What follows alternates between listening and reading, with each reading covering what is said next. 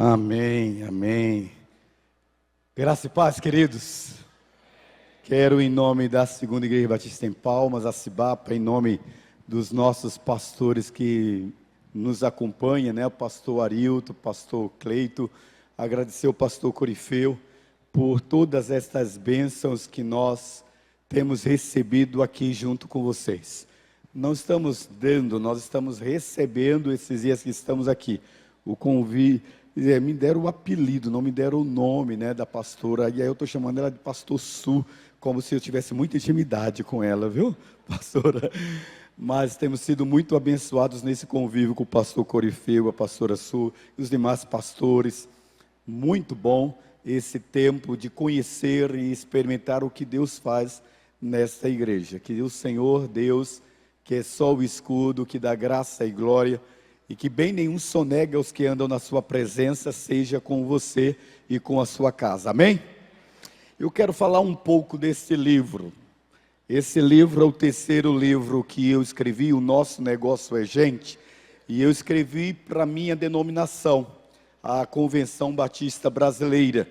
Depois que nós chegamos na Segunda Igreja Batista em Palmas, nós chegamos em 2007, temos 17 anos como pastor daquela igreja, e implantamos a visão de célula. Lá nós chamamos as células de PG, pequenos grupos.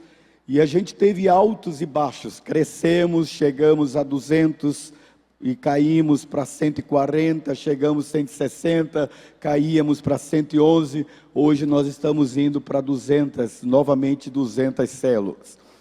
E aí eu descobri aquilo que o pastor Fernando compartilhou hoje conosco, que célula não é reunião. Ser líder de célula, eu sou líder de célula da igreja El Shaddai. A pergunta é, e o Kiko? Né? O que é que tem a ver isso? Não é uma questão de liderança e não é uma questão de reunião. Células são formadas de pessoas que seguem discípulo de Jesus e almeja ser tornado discípulo de Jesus. E às vezes a gente não cresce, não é porque a gente não tem célula, a gente não faz reunião, mas é porque a gente faz da célula a coisa principal. E a reunião da célula não é a coisa principal. A coisa principal é quando você valoriza gente, porque foi por gente que Jesus morreu. Não foi por cadeira, por poltrona, não foi por tempo. Eu acho que Jesus chegaria nesses dias aqui e ele diria o seguinte: não mandei vocês criarem nada disso. Eu não pedi luzinha, eu não pedi dançarina, eu não pedi poltrona. Eu pedi que vocês fossem pelo mundo, pregasse o evangelho, formasse discípulos. Então eu quero começar fazendo a pergunta para você: você tem um discípulo? Alguém que você tomou para você como seu filho na fé, sua filha na fé? Se você não tem, você não descobriu o que é cristianismo, porque cristianismo não é religião, cristianismo é estilo de vida. E você foi chamado para ser discípulo de Jesus e fazer discípulos.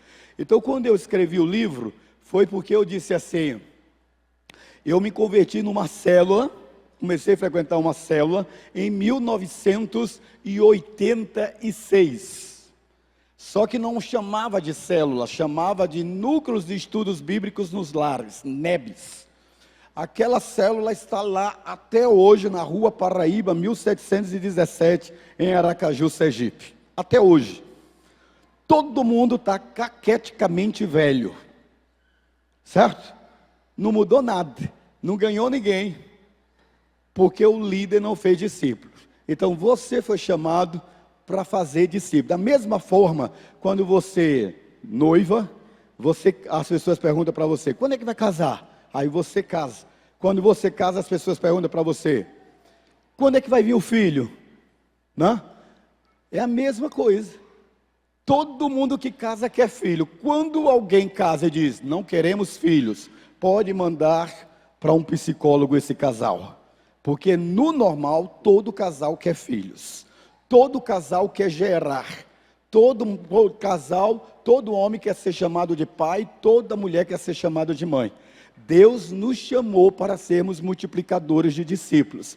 Então você pode fazer tudo na igreja, mas se você não ganhou uma pessoa para Jesus, se você não discipulou ninguém, você não fez nada.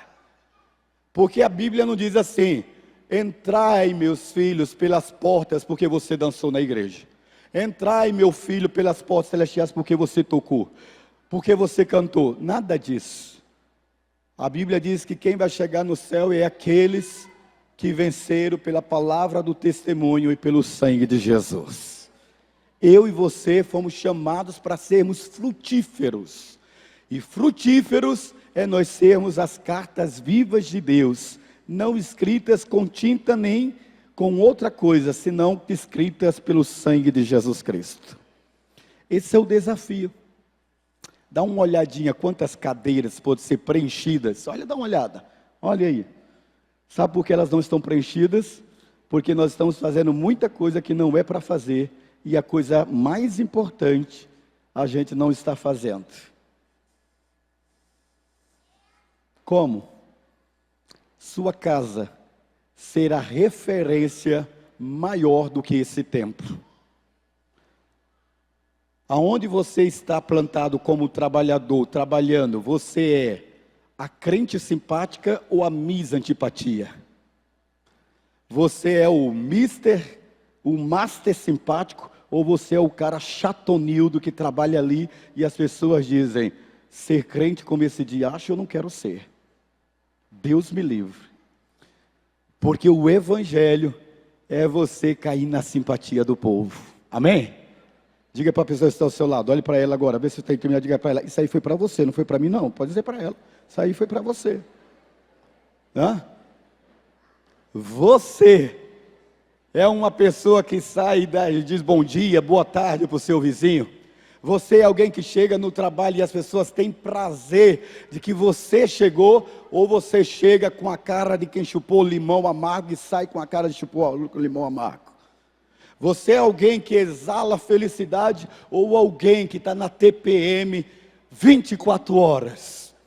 Uma vez eu fui numa repartição pública lá em Palmas e cheguei lá na repartição pública, a mulher me tratou mal, aí eu reclamei para ela e disse assim, a senhora precisa tratar melhor os funcionários. Ela disse, o senhor sabe o que é TPM?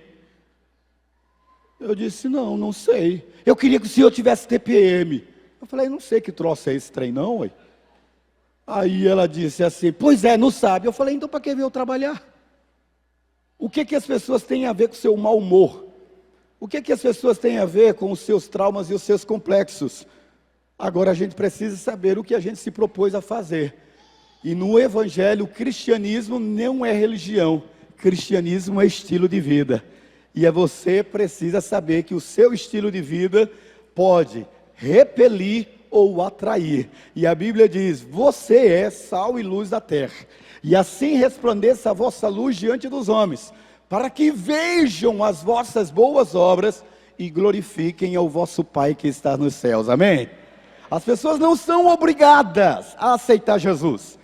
Elas não são obrigadas a se converter, mas elas precisam ser desafiadas a glorificar a Deus, porque perto dela tem uma luz e tem sal que dá tempero àquela situação.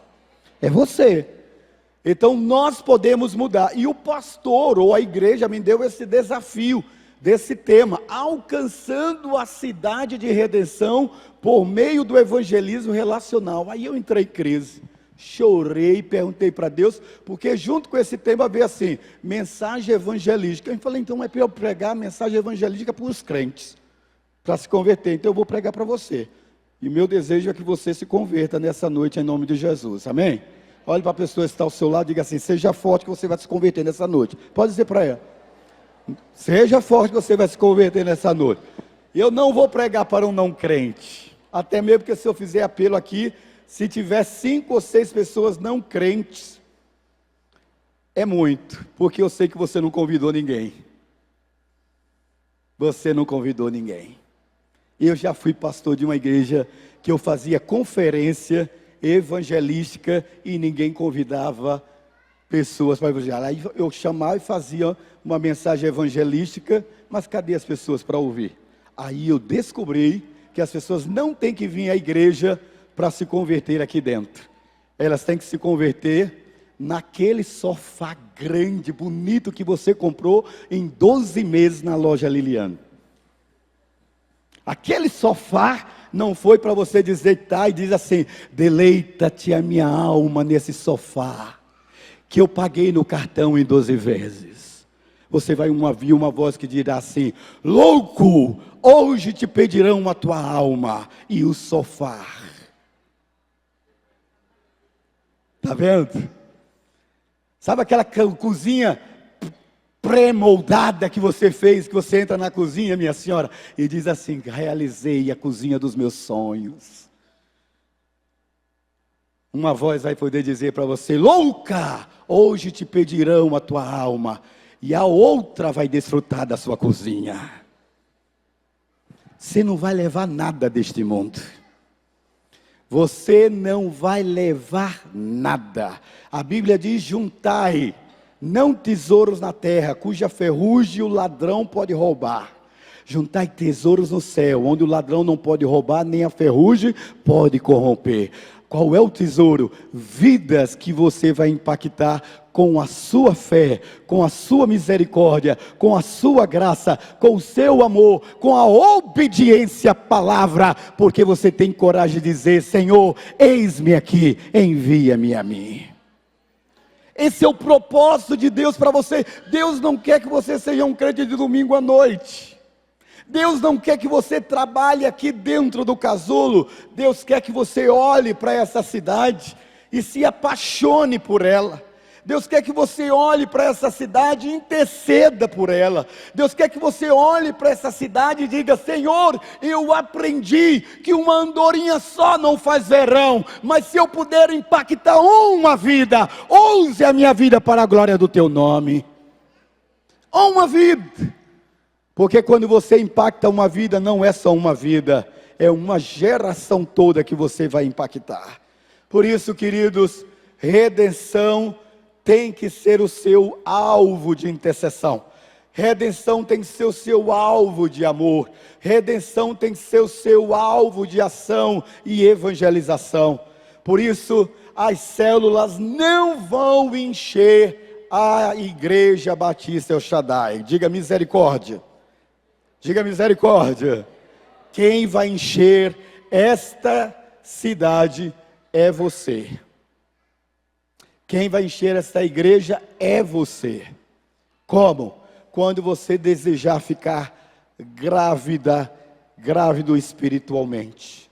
Quando você gerar no seu espírito compaixão e misericórdia pelas pessoas que trabalham com você, que estudam com você, que moram perto de você, e elas estão cambaleando com destino ao inferno e à morte. E a Bíblia diz para você: livra-os, se os puderem. É só isso. Enquanto a gente não olhar para esta cidade e ter misericórdia e chorar na nossa alma, como dizia um professor meu indiano, pastor Tomé Fernandes: não basta amaldiçoar as trevas, acenda uma vela. Não basta de dizer que redenção é idólatra. Não basta de dizer que redenção é violento. Não basta de dizer que o povo é difícil. Faça a diferença. Apresente o caminho de esperança para a vida dela. E o caminho de esperança para a vida dela não é o templo da Igreja Batista El Shaddai. É a sua casa, é a sua vida, é a sua fé, é a sua dedicação à obediência da palavra do Senhor. Amém?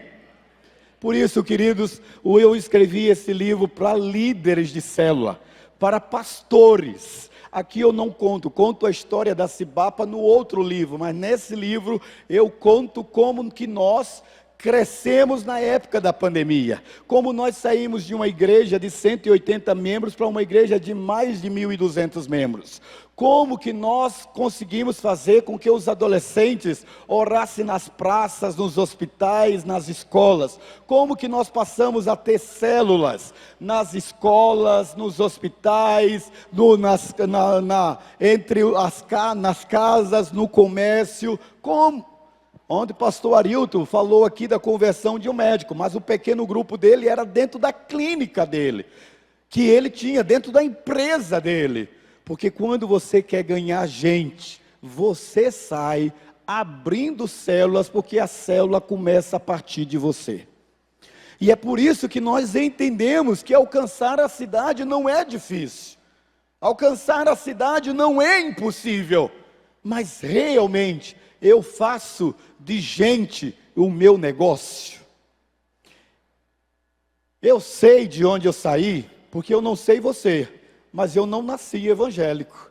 Eu sei onde Deus me tirou. Eu sei que Ele me arrancou do reino das trevas e me transportou para o reino do seu amado Filho.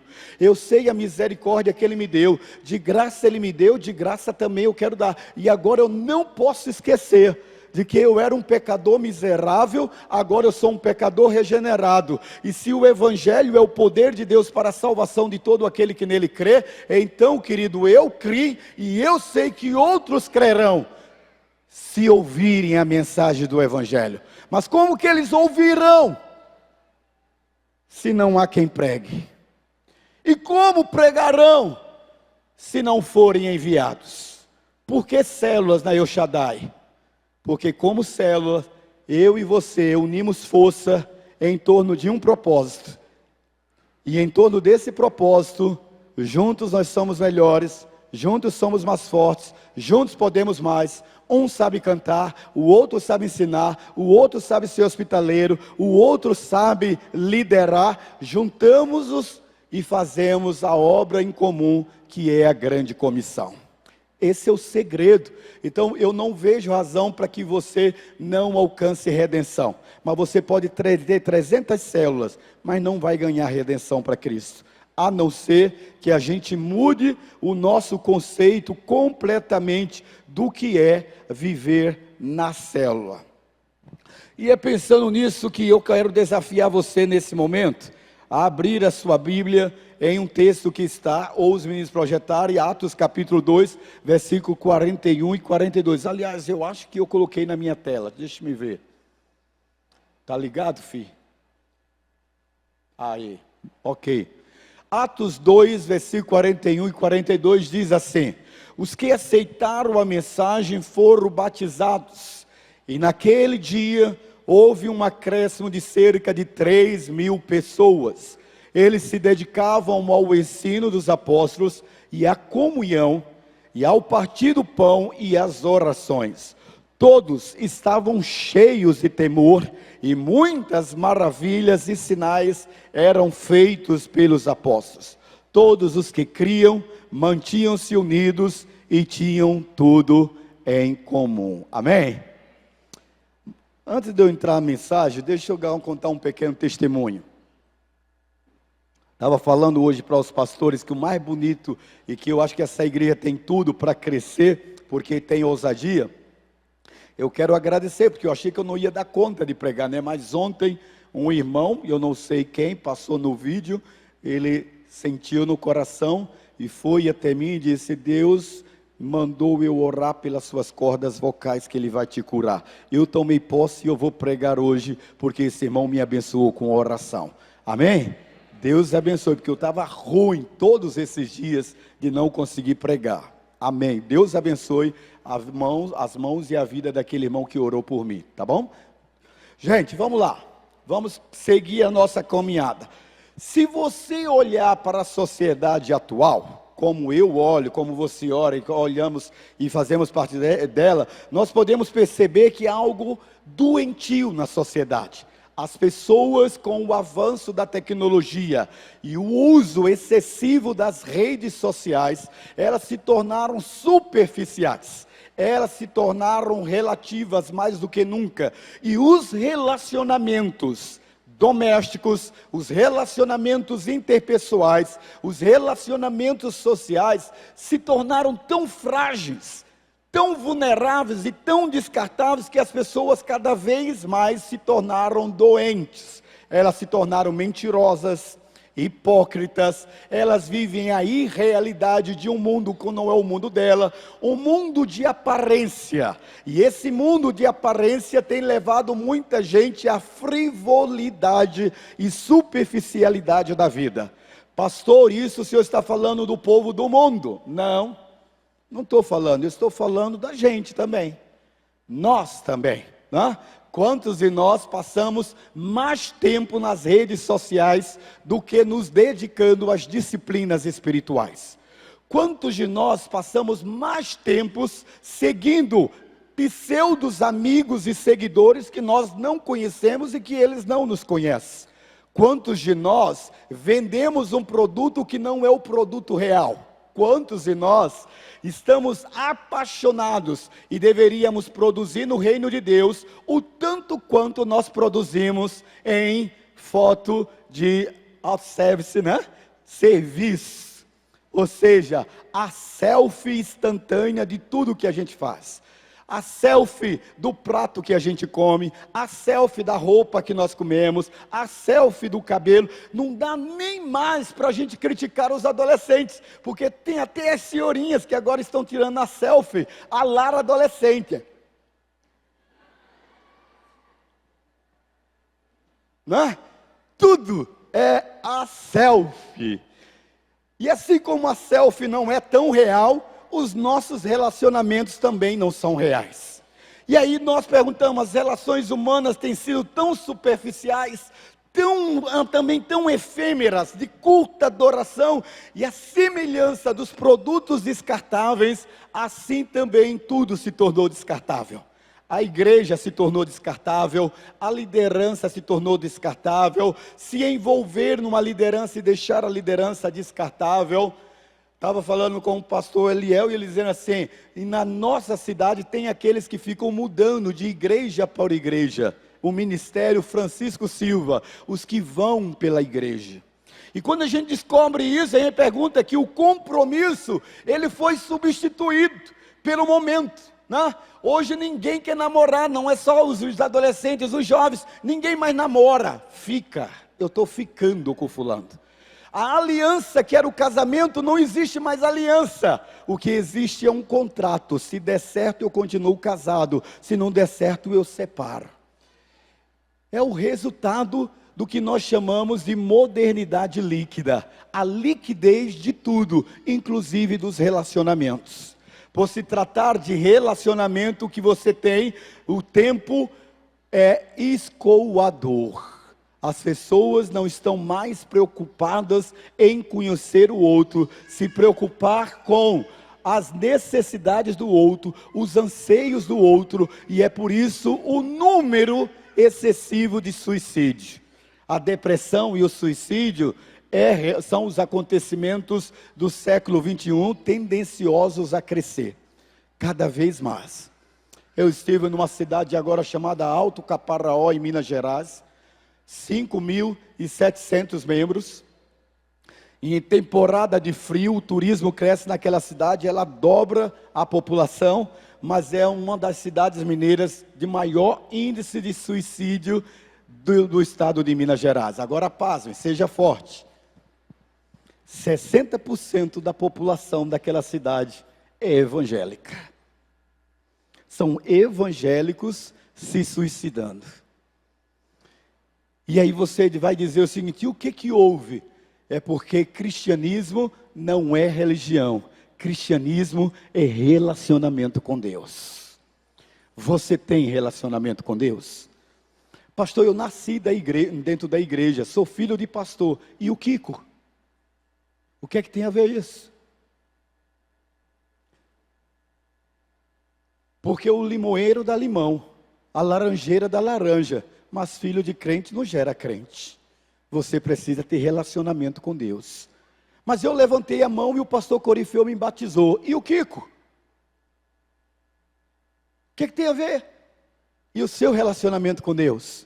E a sua leitura bíblica? E a sua oração com Deus? E o seu jejum? E o seu envolvimento com a obra do Pai?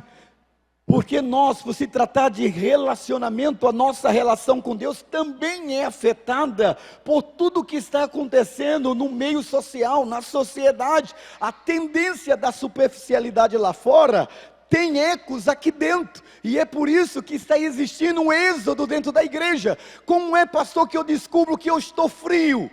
Quando você para de dizimar, quando você para de orar, quando você para de ler a Bíblia, quando você não tem motivação para a igreja, querido, a sua fé já foi. há muito tempo. Apostasia não é só eu negar a fé em Jesus. Apostasia também é eu não viver a fé viva que Deus espera para que eu possa me quebrantar, porque a palavra do Senhor diz que Deus habita no sublime trono e habita também no meio de um povo de coração contrito e quebrantado. Se o seu coração não é contrito e quebrantado, e se Deus não ver a sua alma se derramar, então, querido, você sabe que você já não tem mais relacionamento com Deus. Você tem, como o pastor Cleito diz, você tem religiosidade. E é por isso que a prova claramente disso é que Deus nos fala em Jó 42, versículo 2. Eu conhecia Deus só de ouvir falar, mas agora eu não posso deixar de dizer que eu o conheço. Por isso, nós queremos falar para você, quando que eu vou, eu acho que ela vai, aí, quando que eu vou ganhar a minha cidade para Cristo? Ganho a cidade como resultado da minha intimidade com o Senhor. Você precisa ter intimidade que demanda tempo de convivência com o Pai. Jesus disse, eu e o Pai somos um. Quem vê a mim, vê o Pai. E no conceito que Deus quer olhar para você, não é um conceito de membresia, mas um conceito de servo.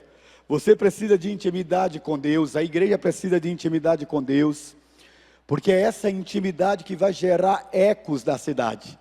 Você sabia que quando você resolve ter intimidade, e essa intimidade atrai a presença do Pai, do Filho e do Espírito Santo, e a presença do Pai, do Filho e do Espírito Santo dentro de você, começa a provocar uma revolução no seu interior, que você pensa que não tem ecos no social, mas tem eco social, porque as pessoas começam a olhar para você e ver, não com a membro da igreja Batista El Shaddai, ali vai um servo do Senhor, ali vai um homem de Deus, ali vai uma mulher de Deus, você é homem de Deus independente de culto, porque aonde você está, a bênção do Senhor está com você. E quando nós entendemos isso, querido, não tem como haver intimidade entre duas pessoas, se elas não tiverem oportunidade de passar tempo juntos. Quando é que eu cresço na graça do conhecimento de Deus? Quando é que eu estou disposto a entregar toda a minha vida à obra do Senhor? Quando é que eu estou disposto a abrir a minha agenda para me envolver com assuntos espirituais? Quando o Pai está falando comigo.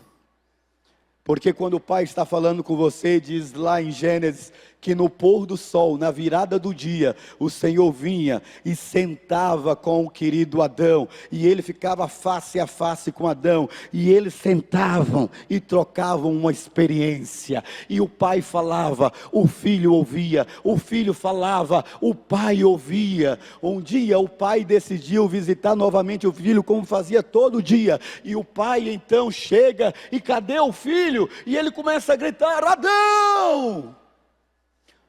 Silêncio, mas eu nunca precisei gritar pelo nome dele, Adão, cadê Adão?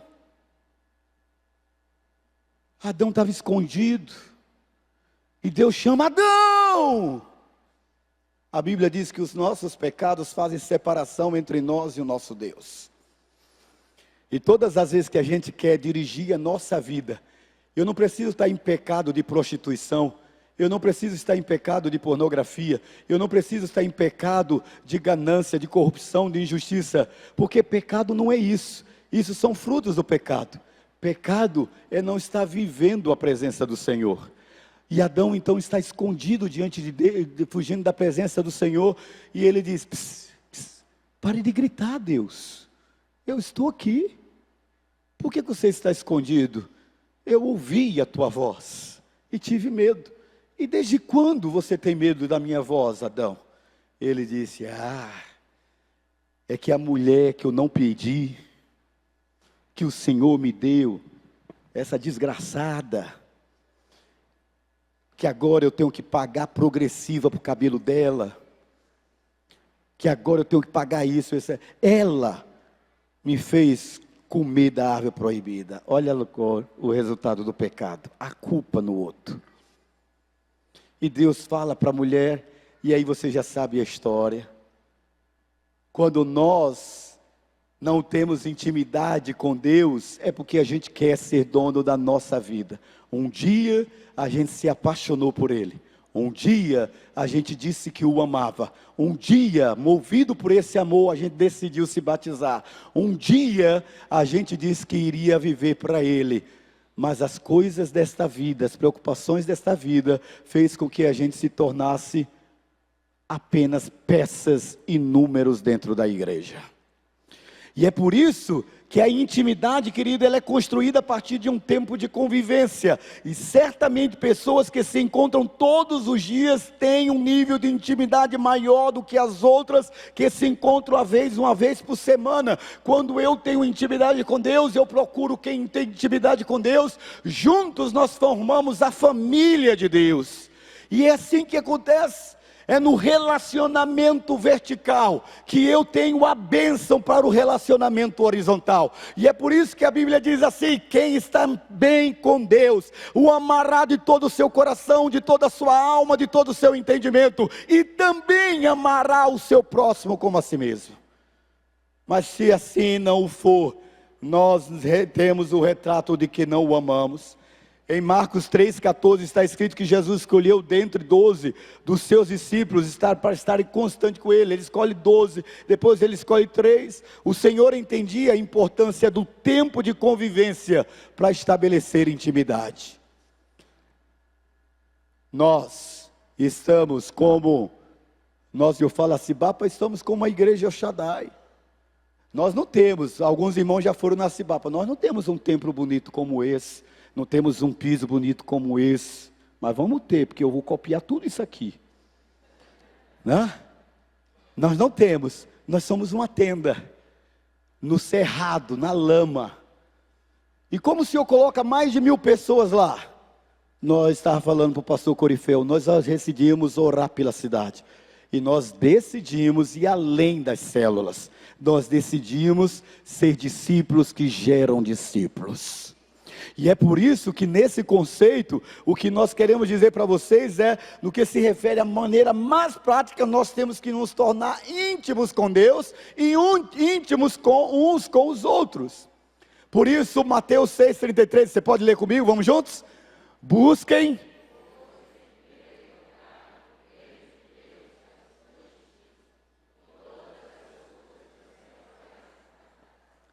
Seja verdadeiro, porque os mentirosos não vão entrar no reino dos céus, tá bom? Mentiroso não pode entrar, você não vai mentir. Pergunta, você tem buscado o reino de Deus? Você tem buscado? Não olhe para a pessoa ao seu lado, para ela não se entregar. Mas o reino de Deus é algo que você busca? É pauta na sua agenda, acordar e dizer assim...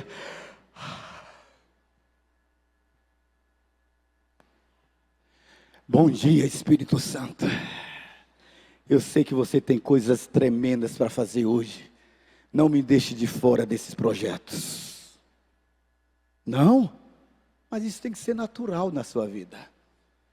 Porque todo dia Deus está fazendo alguma coisa nova e tremenda. E Ele quer usar uma pessoa especial. Essa pessoa especial se chama você. Ele não quer usar só pastores, Ele quer usar você. E quando nós entendemos isso, entendemos o texto sagrado de Jeremias 29:13, que diz: buscar-me-eis e me achareis, quando me buscardes de todo o vosso coração. Querido, isso significa intimidade.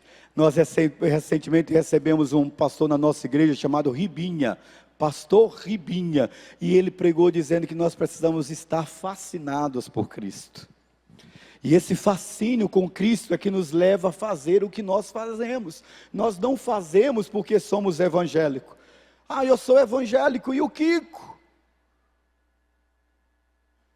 O povo não tem mais separação entre evangélico ou não evangélico, porque a música gospel, né? Esses dias eu fui num show de 36 anos do estado do Tocantins, um show gospel, eu não vi diferença nenhuma. Do no show, o cantor gospel fazia a mesma coisa. Ele jogava água no povo, ele corria, se sacudia no povo. Era a mesma coisa. Entrei um dia desse no Uber, o cara estava tocando na música Rádio Paz, evangélica, e eu todo feliz. O senhor é evangélico? Ele falou, não, eu sou espírita. Não há diferença. A diferença está no que você é. E o que você é, a Bíblia diz, mas todos quanto o receberam, deu-lhes o direito de se tornarem filhos de Deus. A saber, os que creem no meu nome. É que eu sou filho de Deus, e eu sei que Deus quer que todos se tornem filhos de Deus, mas a maior parte da população de redenção não é filho de Deus, é criatura. E se é criatura, vão perecer, como toda criatura vai perecer. Mas os filhos de Deus, a esses está reservado a vida eterna. E se está reservado a vida eterna, você vai deixar seu marido ir para o inferno? Você vai deixar a sua esposa ir para o inferno? Você vai deixar a sua sogra ir para o inferno? Você vai deixar a sua cunhada ir para o inferno? Você vai deixar o seu irmão ir para o inferno? Ou você vai deixar e depois, como consolo, você vai dizer assim, mas eu preguei para ele, e eu tenho certeza, quem sabe no último momento ele não aceitou Jesus, no último momento ele vai para o inferno. Porque para a pessoa ser filho de Deus e ir para o céu, ela tem que confessar. Se com o teu coração creres, e com a tua boca confessar, será salvo. Um desviado do evangelho, eu já fui desviado do evangelho. Se um desviado morrer lá no mundo, ele vai para o céu? Vai. Porque eu creio que no último momento ele se arrependeu, mas ele é desviado. Um dia, ele confessou Jesus, se desviou, perdeu a bênção da paternidade, perdeu a bênção de ser filho de Deus, viver como filho de Deus. Mas Deus não tem nome, Deus não tem borracha, não apaga o nome dele. Então no último dia ele vai dizer, Pai, e o Pai vai se lembrar. Mas ele confessou um dia que Jesus Cristo era o Senhor da vida dele. Mas quem nunca confessou, não tem o último momento. Quem sabe no último momento. Os pastores ficam em crise comigo, quando eu digo assim, minha mãe entrou em coma. Eu orei para Deus tirar ela de coma. Deus tirou a minha mãe em coma. Colocou uma fisioterapeuta crente e ensinava versículo para minha mãe. Meu pai detestava, porque meu pai era de terreiro de Umbanda, mas meu pai dizia, não ensine Bíblia para minha mulher. Quando ele saía, ela ensinava corinho para minha mãe com a boca toda torta, com o derrame, decidia o versículo, perguntar para ela, a senhora quer aceitar Jesus? Quero. Minha mãe morreu, eu tenho certeza que a minha mãe foi para o céu, porque ela aceitou Jesus. Na Covid, meu pai morreu. Eu não tenho dificuldade nenhuma de dizer, meu pai foi para o inferno. Meu pai foi para o inferno. Eu preguei para ele, a nora pregou para ele, os missionários pregaram para ele, e ele dizia, esse negócio não é para mim. Não, mas o seu filho, não, meu filho já tinha uma tendência a ser crente, se ele não fosse virar pastor, ele ia ser padre. E se ele não fosse padre, ele ia ser pai de santo. Ele sempre teve uma quedinha por esses negócios de fé. Mas meu pai não queria. Meu pai não entrava numa igreja de crente. Ele dizia, nunca vou pôr os pés numa igreja de crente. Nunca. Ele gostava de andar, de tomar passe, de fazer todas as crenças. Aí alguns pastores e alguns amigos dele para me consolar. Mas pastor, quem sabe na última hora, né? Ele não tomou a decisão depois de tudo que ele ouviu. Impossível. Porque a condição é confessar. Aquele que me confessar diante dos homens, também eu o confessarei diante do meu Pai. Por isso que você precisa ser alguém a serviço de Deus. Amém? Diga para a pessoa que está ao seu lado, isso aí foi para você agora. Essa foi para você. Pode dizer para ela, isso agora foi para você. Queridos, preste bem atenção o que nós estamos dizendo para você. É essa intimidade. Quando a Bíblia diz como é bom e agradável que os irmãos convivem em união. Nós vamos entender que a nossa unidade como igreja nos leva a cumprir a grande comissão. Mas entender esse conceito é entender que eu preciso caminhar junto. E caminhar juntos define a força da nossa identidade, como foi pregado aqui ontem à noite. Não existe cristianismo em carreira solo. Não existe esse negócio de você dizer, a minha vida está tudo um mar de rosa. Esses dias eu tive um embate com um membro da minha igreja, porque ele está vivendo amasiado, se juntou com uma mulher, foi morar com ela, frequentando a igreja, mas ele disse, mas eu faço devocional com ela, eu leio a Bíblia com ela, está tudo certinho, inclusive Deus está me fazendo prosperar, eu nunca ganhei tanto dinheiro na minha vida como agora. Quem disse que o diabo não quer que você prospere? Quem disse a você que bênção é você não estar doente? Que bênção é você não ter falta de dinheiro? Quem foi que disse isso para você? Se tem um negócio que o diabo quer nos fazer prosperar, para que você não possa sentir falta do papai do céu. O que você examina prosperidade não é o quanto você tem, nem o quanto as pessoas acham que você é o quanto você sabe que você tem recebido de Deus. Porque a Bíblia nos declara que essa intimidade nos leva a fazer parte de tudo que Deus tem para mim e para você. Na caminhada cristã eu nunca estou sozinho, nem você pode estar sozinho. Além do Espírito Santo que está conosco todos os dias, Deus também acrescenta irmãos, amigos, mais chegados que o irmão. E é por isso que a célula é a forma mais prática e visível de nós mostrarmos que somos discípulos de Jesus. Sabe por quê? Porque a Bíblia diz, nisto conhecereis que sois meus discípulos, se fizerdes o que eu vos mando. E uma coisa eu vos mando, que cantem bem no louvor na igreja. É isso que está escrito? Não. Que vos ameis uns aos outros.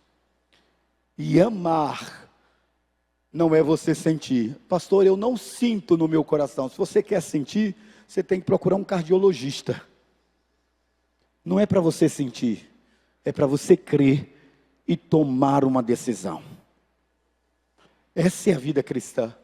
E é por isso que nessa noite, já que mandaram trazer uma mensagem evangelística, eu estou trazendo para você. Quando você tem intimidade com Deus, você não corre atrás da bênção. É a bênção de Deus que corre atrás de você. Porque Deus tem interesse em te abençoar. E Ele prometeu suprir todas as nossas necessidades segundo as suas riquezas em glória. Ele prometeu estar conosco todos os dias.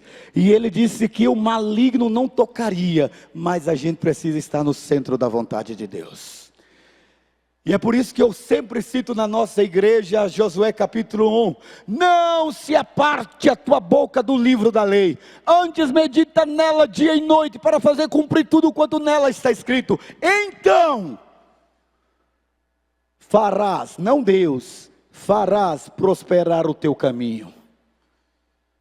A prosperidade real é um resultado da minha caminhada, da minha identidade como membro do corpo de Cristo. Eu posso fazer parte do rol de membros da Igreja Batista El Shaddai, mas eu posso não fazer parte da família. Olhando para a vida de Paulo, nós vemos que ele saúda em suas cartas várias pessoas que nos ajudaram a entender o que Deus quer para mim e para a sua vida. Olha o que diz o texto de Romanos 16, 3, 4, 7. Cumprimentai Priscila e Áquila, meus cooperadores em Cristo Jesus, os quais arriscaram a própria vida por mim. Não só eu lhes agradeço isso, mas também todas as igrejas dos gentios.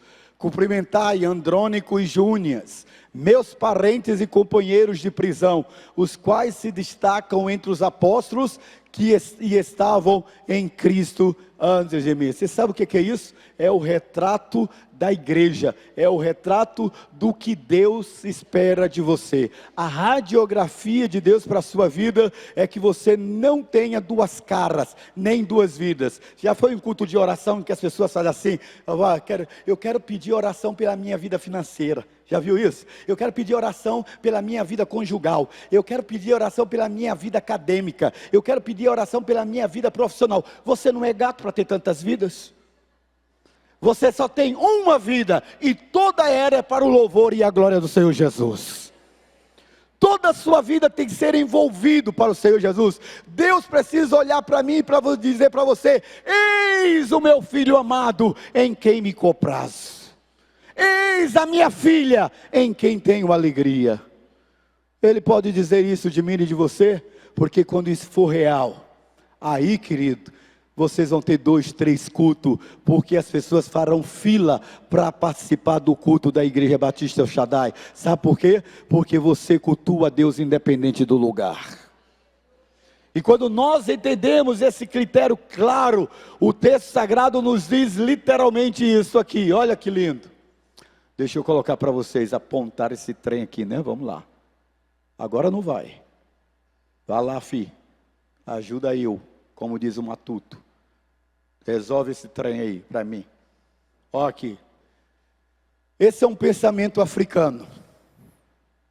Se você quer chegar rápido, vá sozinho. Mas se você quer ir longe, vá em grupo.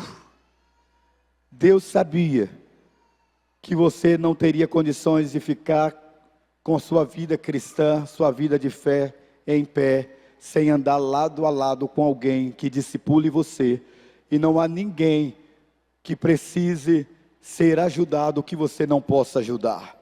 E é por isso que nesse conceito nós entendemos claramente para Deus. É melhor você passar para mim aí os slides que não está a funcionar agora. Obrigado. Vamos lá. E é por isso que nós entendemos que no contexto que Paulo tinha para mim e para você, ele tinha consciência desde o início que ele precisava de ajudadores, assim como você precisa na sua caminhada cristã. O que nos encanta na vida cristã, na minha vida e na sua vida, é que no evangelismo relacional, uma ferramenta de alcance, você não ganha pessoas, e eu estava falando isso para os pastores hoje. As pessoas não vão vir para a igreja El Shaddai porque você traz o pastor de Tocantins, porque você traz o pastor e um cantor. Se você trouxer aqui Paulo César Baruch, se você trouxer aqui Bruna Carla, sabe quem é que vai vir? Os crentes de outras igrejas para o show que você vai realizar. Agora, as pessoas precisam ser impactadas por você, porque você entendeu a voz do Senhor, a mesma voz que falou para Abraão. Abraão, sê tu uma bênção. Deixa eu contar esse testemunho que está registrado nesse livro aqui, tá bom? É um testemunho não tão bom quanto o pastor Arilton contou, mas para a gente encerrar o nosso culto. Vamos lá. Quando nós começamos a crescer, havia uma família na nossa igreja, família Carvalho, e essa família convidou a irmã dela para ouvir o missionário que assumiu a segunda igreja batista em Palmas. E ela foi lá, assistiu o culto, me ouviu pregar, me ouviu 2 vezes, me ouviu 3 vezes, me ouviu 4 vezes, e um dia ela me cercou, veio falar comigo. O nome dela é Benilda, falei dela hoje pela manhã. E a Benilda chegou e disse assim: pastor, eu quero falar com o senhor.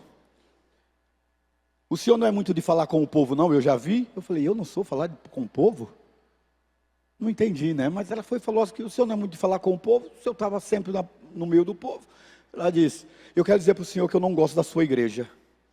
A sua igreja é barulhenta, a sua igreja não tem hora para acabar o culto, e eu não gosto. Mas Deus falou comigo que o meu benzinho, meu marido, vai se converter aqui na igreja do senhor. E vai se converter pelo seu intermédio. E eu estou olhando para a cara dela, né? E pensando aqui comigo, meu Deus, já tem tanta gente maluca nessa igreja, o senhor manda mais uma. Fiquei olhando para ela, e todo domingo aquela mulher me cercava. O senhor está orando pelo meu marido? E eu dizia, não, Deus falou comigo, e Ele vai falar com o senhor, que meu marido vai se converter aqui, e Ele me trouxe para essa igreja por causa disso. E todo domingo, eu não tenho a mansidão do pastor de vocês, pastor Corifeu. Já perceberam, né? Eu não tenho. Então, querido, eu comecei a ficar com raiva daquela mulher. Muita raiva. Porque todo culto era a mesma pergunta. Então, a nossa igreja, a antiga igreja, tinha uma porta assim ao lado? Não, era o contrário. Aqui, eu comecei a dar a bênção apostólica assim. Que o amor de Deus Pai, a graça do nosso Senhor e Salvador Jesus Cristo, a comunhão e as consolações do Espírito Santo de Deus, seja com esta igreja. Amém. E embora. Entrava no carro, ficava lá. Eu não sei se a pastora sua é assim, mas a minha esposa gosta de fechar a igreja. É a última a sair. E aí eu ficava no carro com o ar-condicionado, ligado, esperando a minha esposa no pai da igreja. E essa mulher começou a me procurar e não me encontrava. E um dia ela descobriu o meu segredo. Eu estava no carro. E ela foi lá no carro e bateu no vidro. Eu já comecei a respirar, porque eu sou colérico, né? Eu sempre digo que nem sempre que eu estou rindo, eu estou achando graça. Boa noite, irmã. O senhor está orando pelo meu marido? Falei, não. Assim mesmo que ela falou. Ó, eu lavo as mãos. Que tudo que Deus quer fazer, Ele não cobra de mim, Ele vai cobrar do Senhor. Eu falei, meu Deus, a mulher está me amaldiçoando. Hã? Falei, Jesus, fiquei no carro, fiquei irado. Chega minha esposa, oi meu bem. E eu irado dela, disse, por que está irado? Eu falei, porque a maluca me amaldiçoou. Disse que toda a justiça de Deus é a minha cabeça. Aí ela disse assim, minha esposa tem a mansidão do Corifeu. Calma. Aí é que eu fico mais nervoso, né? Quando você é colega que pede calma para você. Calma. Eu disse, calma, como eu vou ter calma? Por que essa mulher falou assim? E ela, por que você está gritando? Porque a mulher veio aqui tirar o meu sossego, a minha paz, depois de um culto abençoado desse. E ela disse, não precisa falar assim. Eu falei, você está do lado dela. Ela, eu não sou sua ovelha, eu sou sua esposa. Fui para casa, comecei a orar, incomodado por causa da atitude daquela mulher. E Deus foi ministrando no meu coração. E Deus disse assim, você não quer ganhar a cidade? Você não quer desafiar o seu povo a ser discípulo e ganhar gente a fazer discípulo? Você tem que fazer discípulo. Chega o domingo à noite na rampa. Ele é descendente de alemão, gaúcho do sul. Acompanhava a esposa porque ela é uma tocantinense e ele é apaixonadinho pela a morena dele. Ia para a igreja para só ficar junto dela. Criado numa igreja luterana. E eu, quando eu estou chegando, olho para ele, lembro da Benilda, que toda castigo do céu seria sobre o Senhor. Eu falei, olhei para ele e disse assim, doutor Arno, tudo bem? Ele, tudo. O que o senhor vai fazer hoje à noite, depois do culto? Vou para casa. Eu disse, eu vou para sua casa, pode? Hoje à noite? Ele disse assim, na época ele falava, bah. Certinho. Fui para o culto, encontrei ali e falei, ó, nós vamos para a casa da Benilda depois do culto. Por quê? Falei, porque eu falei com ele. Você falou que ele ia para casa? Falei, falei. E o que foi que ele respondeu? Bah. Aí ela disse, o que é bar? Você não sabe o que é bar? Na linguagem gaúcha, bar é vá. Ela, mentira! Eu falei, mulher, vamos. Fui para casa da Benilda. Benilda é uma mulher valente, hoje ela está transformada, né? Tá, ó homem, deixa eu dizer uma dica para você, olha aqui os homens. Quando as mulheres falam alto, não tenham medo delas. Mas qualquer mulher que falar com você entre os dentes, diz assim, pastor, chegar para você e falar assim, pastor, aí tenha medo. Ela vai dar o bote. Trancou os dentes. Então, lá. Ela estava toda feliz, não estava falando mais entre os dentes. Fez tapioca, serviu uma cuca para a gente ficou ali. Deu 10 horas. Deu 10h30, ele olhou para mim e disse assim: parece que vai dormir aqui hoje, né? Eu disse para ele assim: pode dormir, né? Segunda-feira, dormi lá na casa dele, ela toda feliz. Ele tem a empresa dele que é no fundo da casa, né? E aí ele foi para a empresa dele, 10 horas ele volta para tomar café, foi o horário que eu acordei. Certo? Estou tomando café, ele disse: mas dorme, hein?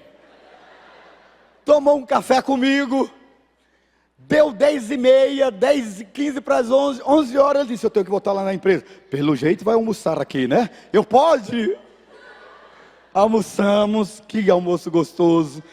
Foi uma galinha caipira, lembro até hoje.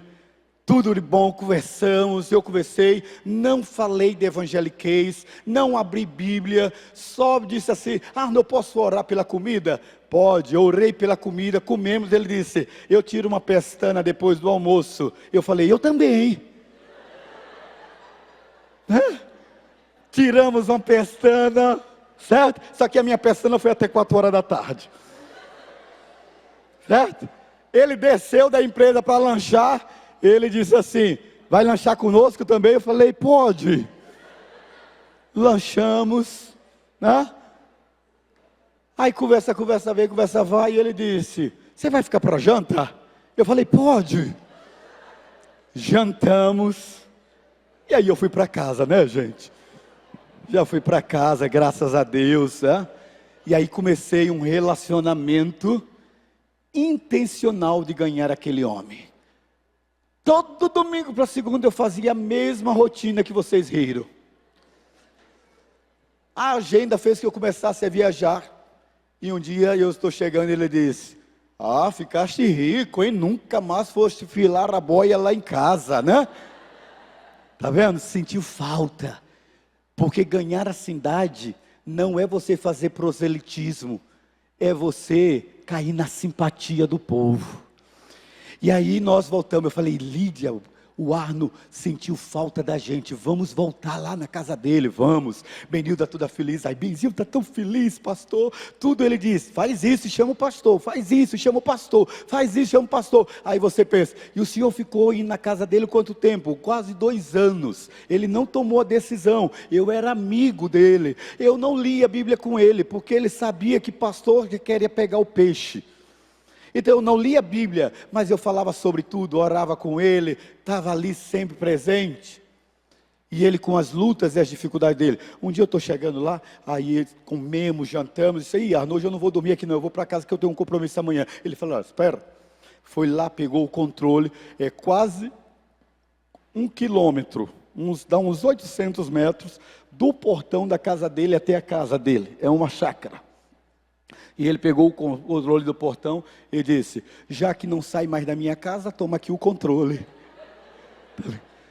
E eu fui para casa no carro chorando com a minha esposa. E eu disse: Senhor, o gaúcho está apaixonado por mim, né? Ele não sabe, mas ele já se converteu. Não sabe, ele se converteu. Não demorou muito tempo, naquele próprio mês, Benilda de madrugada, eles estavam passando uma dificuldade financeira. Por causa da minha presença, ele decidiu regularizar a empresa dele.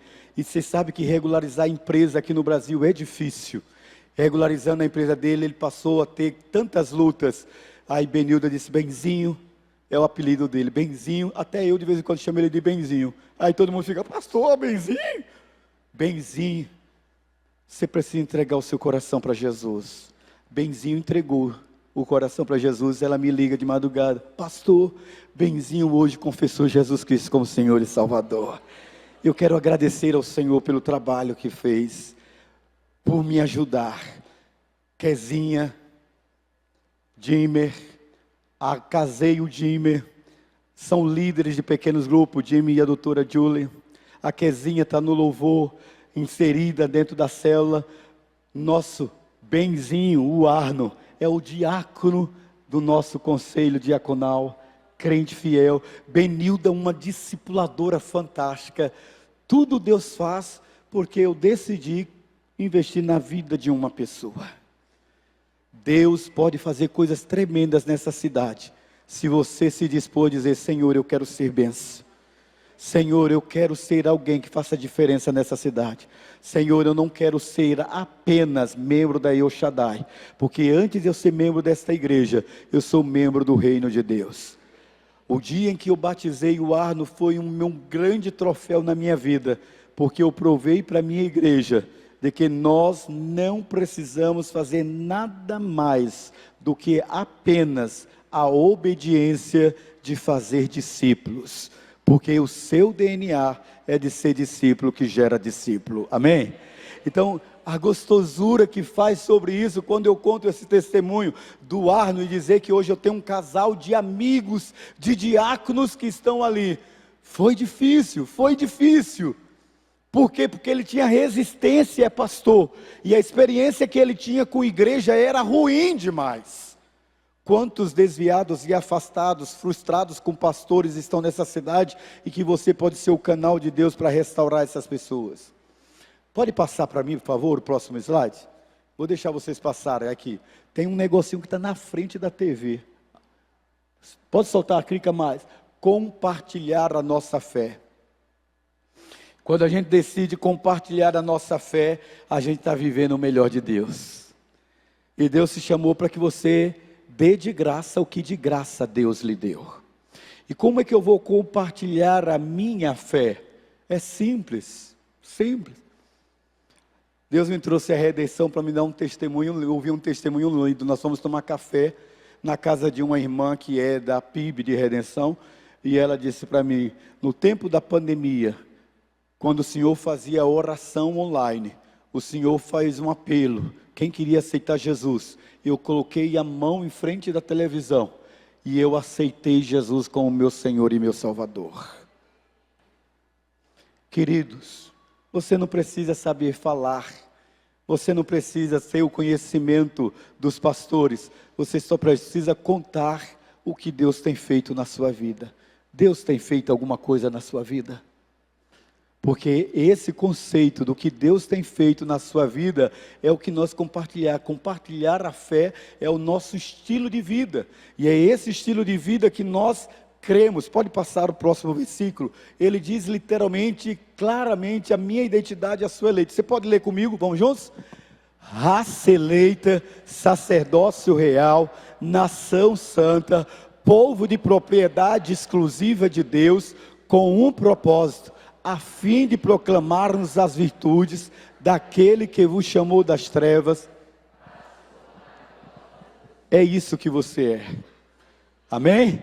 Você é raça eleita, você é nação santa, você é povo, ex-propriedade exclusiva de Deus, para anunciar as virtudes daquele que vos tirou das trevas para a sua maravilhosa luz. É isso aí.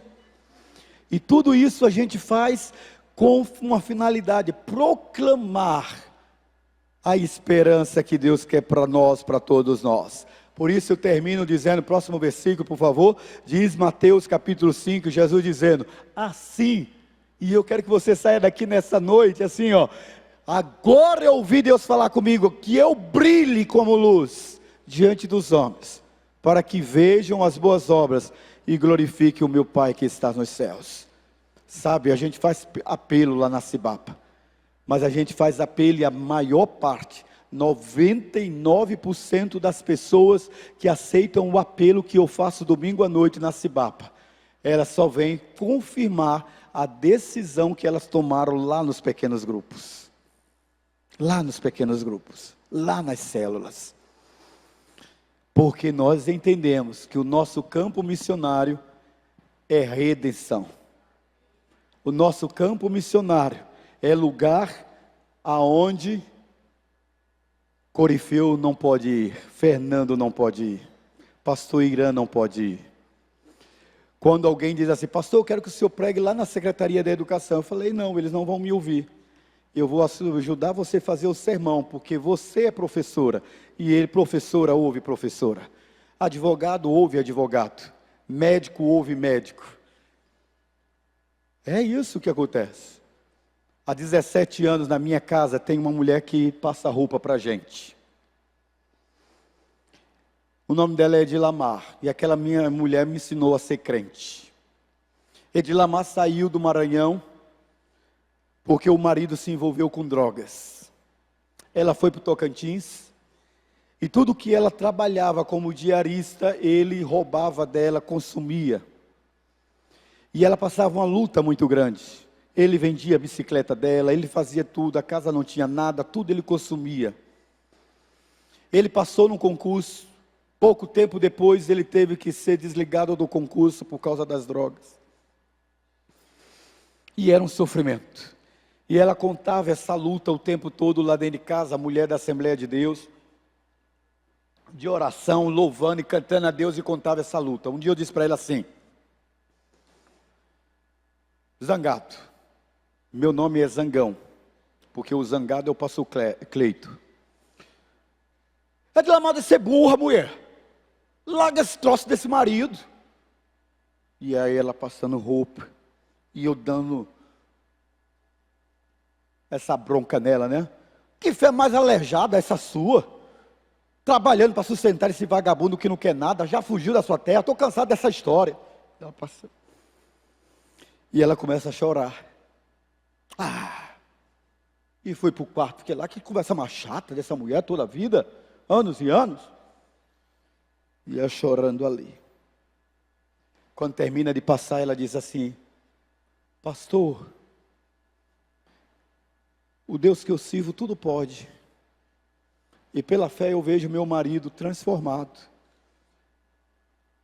Inclusive eu quero pedir ao Senhor, para o Senhor me dar aquele terno que o Senhor não usa, que eu vou levar para guardar, porque meu marido vai se converter. Aí eu falei assim: Senhor dos crentes, me dá paciência. Peguei o terno com raiva. Leva. Eu sei que seu marido não vai usar mesmo, mas dá para o presbítero lá. Passaram-se alguns meses. Ela chega lá e diz para mim assim: aleluia, pastor. Eles são assim, né? Glória a Deus, pastor. Nonato se converteu. Eu falei: ai meu Deus, se converteu. Mais um drogado que vai enganar os crentes. Ó, a incredulidade. 2 meses, 3 meses, 4 meses, 5 meses. Pastor, Nonato vai se batizar. Eu falei: vai. Falei: não vai demorar tanto. Passou alguns meses, ela disse: Nonato vai ser consagrado a presbítero. Eu falei: misericórdia. Estou eu atravessando a JK. Lá vem ela de braço dado. E Nonato vestido parecendo um abacate com meu terno verde. Gordinho. Já tinha ganhado peso. Ela disse: pastor, olha o Nonato aqui. Homem de Deus. E eu disse: Senhor, eu preciso me converter. Para Deus nada é impossível. Tudo é possível ao que crer. Deus chama as coisas que não são como se já fosse, e as coisas que não existem como se já existisse.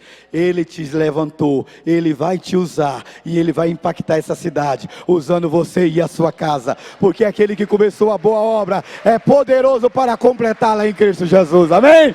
Fique em pé, querido, vamos louvar e adorar ao nosso Deus. Eu quero desafiar você a sair daqui dizendo: Senhor, me dá redenção para o Senhor. A tua palavra diz: pede, eu te darei as nações por herança, e os confins da tua terra por tua possessão. Então, Senhor, tudo começa em mim. Não é missão dos pastores só desta igreja, é missão de todos vocês. Jovem ganhando jovem, adolescente ganhando adolescente, mulheres ganhando mulheres, homens ganhando homens. Porque todos nós decidimos evangelizar, sendo amigos, como eu fui amigo do Arno, tendo a fé da Edilamar, que converteu esse pastor aqui, de que Deus pode tudo e todas as coisas. Mas você tem que clamar pelo nome de Jesus. E eu quero que você cante comigo isso, mas pensando na sua cidade, dizendo assim: olha o que o Senhor disse para Abraão, e Ele disse para você nesta noite: bendito serão todas as famílias da cidade de redenção, por teu intermédio. Então, sê tu uma bênção. Você quer ser bênção? Não é bênção aqui dentro. Sabe por quê? Porque o texto diz que não se acende uma vela e coloca debaixo da cama. Quando você acende uma vela, é para iluminar toda a cidade. A sua luz não é para brilhar aqui dentro. Não é para os irmãos aqui dizer para você: o irmão fulano é uma bênção. Quem tem que dizer que você é uma bênção é o ímpio, é o não crente. Não se preocupe que se você for uma bênção na vida dele, não precisa perguntar para ele se ele quer aceitar Jesus. Ele vai ser impactado com a luz que brilha dentro de você. Você não se preocupe o que você vai dizer, se preocupe como você vai viver diante dele. Porque aí você vai ver o resultado do clamor do nome de Jesus pelas ruas, pela cidade. Você pode cantar essa canção comigo e o louvor? Vamos juntos? Cantamos no início, vamos lá? Aleluia. Jesus, quero declarar teu nome. Abre a sua boca, querido. Sobre toda mente e coração. Aleluia. Pois sei que existe paz em tua presença. Só na tua presença, Senhor. Clamo Jesus. É o nome que é sobre todo nome. Jesus, quero declarar teu Essa é a missão da igreja. O nome que é sobre todo nome. curando os vícios dessa geração. Declaro que a esperança em liberdade. Clamo Jesus. Aleluia. Teu nome é cura, é poderoso. Teu nome é vida.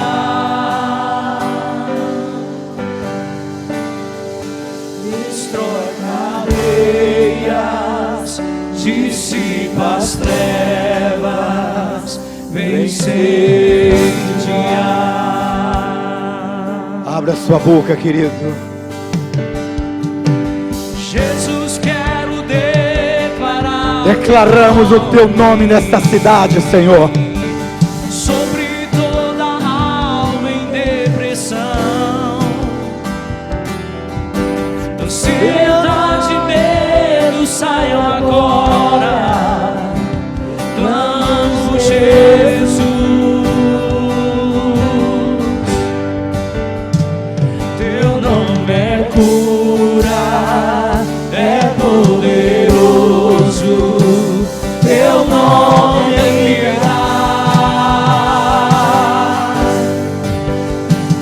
destrói cadeias, dissipa as trevas, vem incendiar. Eu quero fazer um apelo para você, querido. Não venha, não atenda esse apelo se você não sentir no seu coração. Se você não decidir aí, dizendo: Senhor, eu quero impactar vidas que trabalham comigo. Eu quero impactar meus parentes, meus familiares. Eu quero um espírito de ousadia sobre mim, Senhor. Eu quero intrepidez. Senhor, eu quero ter alegria de ganhar vidas.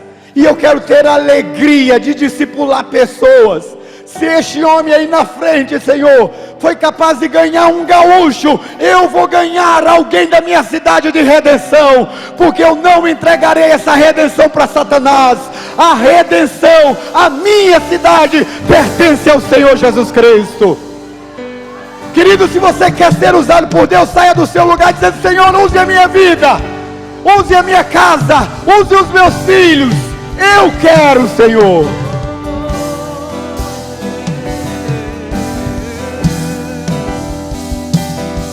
Oh Deus, Tu és Senhor, Tu és Pai.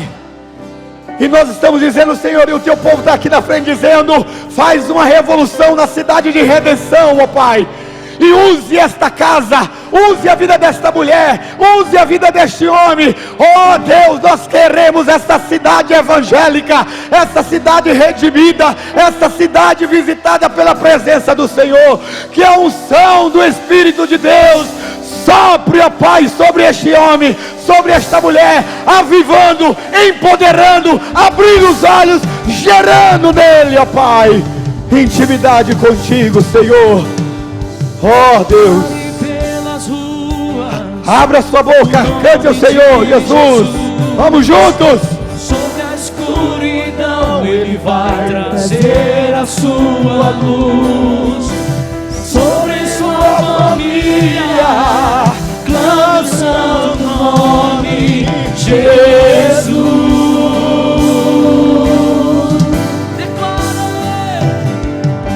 Declare pelas ruas o nome de Jesus.